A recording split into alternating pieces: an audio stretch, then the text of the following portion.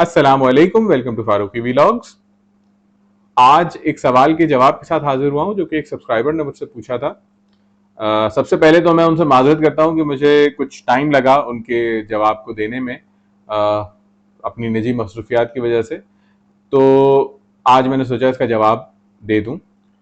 उन्होंने ये सवाल किया कि मिनिस्ट्री ऑफ इंटीरियर का जो आर्म्स लाइसेंस है, क्या वो कराची में रहने वाले किसी शख्स के लिए, कराची में रहने वाले किसी शख्स को बगैर इस्लामाबाद जाए वो बनवा सकता है या नहीं बनवा सकता।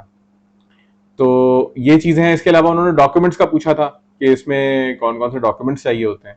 तो मैं आज मिनिस्ट्री ऑफ इंटीरियर के ही लाइसेंस के बारे में जितनी भी मालूमात मेरे पास हैं मैं आपको उससे शेयर करता हूं। वीडियो को बाकायदा शुरू करने से पहले आपसे रिक्वेस्ट करूंगा कि अगर आपने अभी तक चैनल को सब्सक्राइब नहीं किया है तो चैनल को सब्सक्राइब कर लीजिए, बेल आइकन प्रेस कर लीजिए और लाइक और शेयर भी कीजिए अगर आपको ये वीडियो पसंद आती है, नॉलेजेबल लगती है। तो मिनिस्ट्री ऑफ इंटीरियर का जो लाइसेंस है उसको हासिल करने के लिए जो तरीक़ेकार है उसमें जो डॉक्यूमेंट्स रिक्वायर्ड होते हैं वो बहुत ही थोड़े से हैं। एक एप्लीकेशन फॉर्म है जो कि आपको वेबसाइट से मिल जाता है, बड़े आराम से मिल जाता है, कोई ऐसा मसला नहीं है उसके अंदर, वो मिल जाएगा। इसके अलावा आपको एक शनाख्ती कार्ड की कॉपी उसके साथ अटैच करनी होती है, 2 फोटोग्राफ्स अटैच करनी होती हैं। और इसके अलावा अगर आप जो सर्विस में हैं, अपनी जिस इदारे में काम करते हैं, क्योंकि आमतौर पे ये जो है वो आर्म फोर्सेस वालों को बहुत आराम से दिया जाता है या गवर्नमेंट सर्वेंट्स जो होते हैं उनको मिल जाता है, कोई उसमें प्रॉब्लम नहीं होती फेडरल गवर्नमेंट के जो हैं। तो इसलिए उनको सर्विस कार्ड की कॉपी या प्रोफेशनल जो भी कार्ड है उनका, अगर वकील हैं या इस तरह के डॉक्टर हैं तो उनके जो कार्ड्स होते हैं, हमारे वकला के भी कार्ड्स होते हैं, इसी तरह से हर जो प्रोफेशनल लोग हैं उनके जो सर्विस कार्ड होगा या प्रोफेशनल कार्ड होगा उसकी कॉपी लाजमी तौर पे लगानी होगी। अच्छा, ये याद रखिए कि कराची में रहने वाला हो या लाहौर में रहने वाला हो या पेशावर या कोयटा में रहने वाला हो, मिनिस्ट्री ऑफ इंटीरियर का लाइसेंस जो है वो बगैर इस्लामाबाद जाए नहीं बनता। ये बात याद रखिएगा।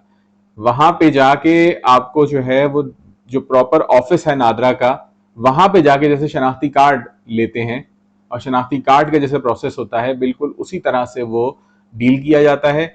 फोटोग्राफ्स वहां पे भी खींची जाती हैं और तमाम चीजें वहां पर होती हैं। फॉर्म मिलता है आपको, अटेस्टेशन होती है, उसकी वैलिडेशन होती है, उसको फीस जमा होती है और फीस जमा होने के बाद ये लाइसेंस इशू होता है। तो ये याद रखिएगा। इसमें साथ में इजाफी तौर पर मैं आपको बता दूं कि अगर कोई शख्स आपको ये झांसा देता है, कोई शख्स ये कहता है कि मिनिस्ट्री ऑफ इंटीरियर का लाइसेंस जो है मैं यहाँ बैठ के बनवा दूंगा और मुझे इतने इतने पैसे आप दे दीजिए, तो यकीन रखिएगा कि वो आपको बेवकूफ़ बना रहा है।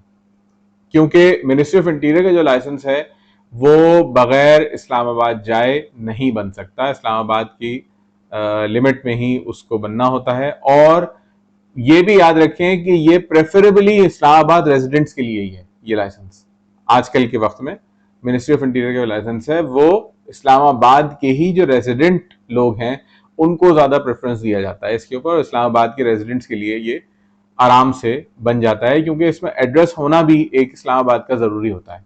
वरना फिर आर्म फोर्सेस में हो, इस तरह के कोई इदारे में हो, तो उन लोगों के लिए ये कार्ड वाला लाइसेंस बन जाता है मिनिस्ट्री ऑफ इंटीरियर का। इसके लाइसेंस के अंदर एक मैं इजाफी तौर पे आपको एक और बात बताता चलूं कि इसके अंदर वेपन जो चढ़ जाता है उसे उतरवाने का जो तरीका है वो ये है, या तो मालखाने में जमा कराएंगे आप या उसको जो है वो डिस्पोज ऑफ किया जाएगा और उसका एक सर्टिफिकेट लेंगे आप डीलर से कि ये वेपन काबिल इस्तेमाल नहीं है। तो इस प्रोसेस के तहत ये होता है और ये आम तौर पे इस पे आराम से जो वेपन जो चढ़ जाता है वो उतरता नहीं है।